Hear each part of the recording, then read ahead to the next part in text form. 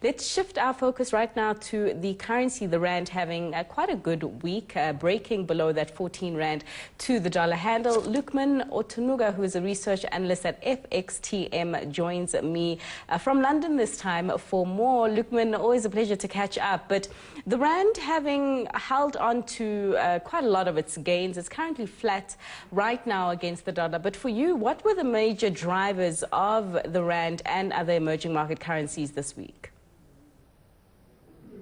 Man, the currency can stand tall, keep its chest out, as it's the best emerging market currency this week and is appreciated against every single G10 currency.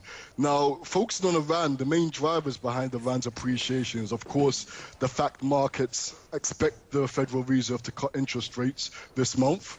Yuan stability, and the icing on the cake for the South African Rand is the fact that the SARB governor has been re-elected, which signals policy certainty. So all of these factors are good for the Rand. But looking at emerging markets in general, a key driver that's supporting emerging markets is the prospects of central banks across the world coming to the rescue to counter a slowdown.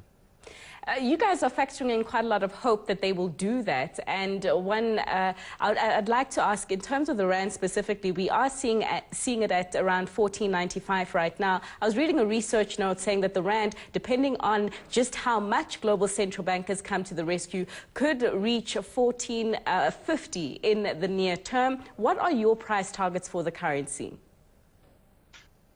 Given how the Rand's performed very good this week, I'm actually more positive on the South African Rand right now. And going back to what you were saying with the SARB, there's a possibility that we can see a rate cut, but this will be dependent on what the Federal Reserve does. A rate cut in South Africa will be supportive of the economy, as it will support consumption, because all of a sudden, mortgage payments are cheaper, credit card payments are lower, consumers have more disposable income. Right, I must correct myself there, Lukman. I meant to say 13.50, although I did see that the Rand is back above that 14 to the dollar mark. But ultimately, outside of the interest rate decision next week, we do also have GDP figures coming out of China. And the expected slowdown from this economy, has this been priced in the emerging market basket? Or if China underwhelms more than expected, we could see some of the gains, particularly in the Rand, being unlocked? Yes, right now we do have some sense of stability across markets, with a positive sentiment being fueled by the fact that the Fed and other major central banks are going to take action. But should we have a situation where economic growth in China disappoints, this could fuel concerns over slowing economic growth. If risk aversion makes a return, appetite for emerging markets, including the Rand, will deteriorate.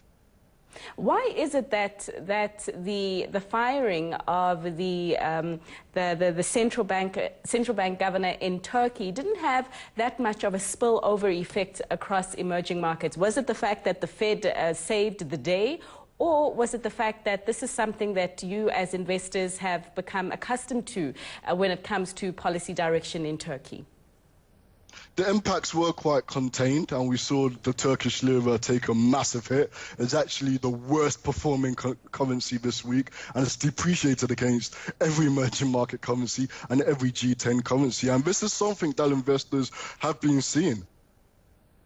Something that we don't speak about quite often, I mean, the focus always being on the dollar, but you say that the Rand has performed exceptionally well against the other major currencies in the world, the focus being on Rand Euro and Rand Pound. What are the major opportunities or risks for those crosses? Could you please repeat the question?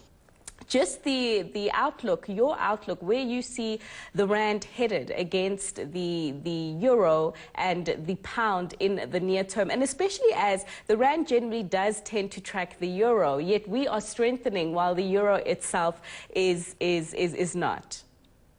Well, a fun fact, if you look at the Pound versus the South African Rand, it's actually depreciated. The pound is weakened around 2.4% this week. So if you do want to come to the United Kingdom, that's a good chance for you to come. But yeah, with the United Kingdom, it's all about the Brexit headwinds, and really nothing has changed. We've got 2 dates in mind in the UK, the 26th, when we'll know who is the new Prime Minister, and October the 31st, when it will be the deadline for Brexit. In regards to the EU, I have called the Euro the sick man in the G10 space. The reason I'm saying this is because if you look at Germany, consumer confidence is spiraling downwards. Manufacturing production in Germany is a cause for concern. And the fact that Europe still remains in Trump's trade war crosshair is a significant risk to Germany, given how a massive chunk of exports are from German GDP growth. So the fact that the euro and pound are weak, this is a good opportunity for the South African rand to appreciate against both crosses. And of course, for South Africans to come holiday in London, I'll definitely give you a ring if that happens. Lukman, let us leave it there. That was Lukman Otunuga, who is a research analyst at FXTM, headed to